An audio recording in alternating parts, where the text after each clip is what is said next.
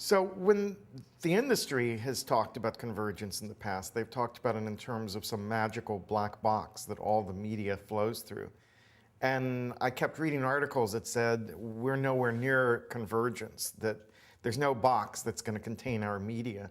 And it struck me more and more that that was the point, that media flowed everywhere, and that the convergence was within our heads, that as we engage with media, we bring the pieces together. But we live in a world where every story, every idea spreads across the maximum number of media channels, and that it's shaped both by decisions made in corporate boardrooms and by decisions made in teenagers' bedrooms.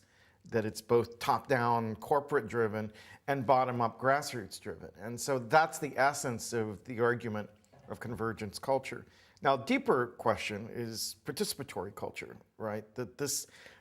I first used the term participatory culture in the title of Textual Poachers, a book I wrote almost 23 years ago, describing the cultures of fans. And I had grown up as a fan. I was very much part of the world of fan culture and kept bumping up against the way media scholars were thinking about spectators in the world of mass media.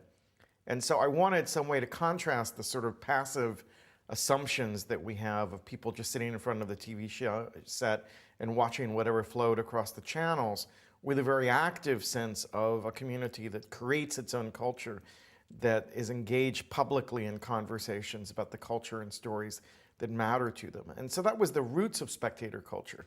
Over time, as it's taken depth, I see participatory culture as in some ways the application of a folk culture model to the contents of mass culture.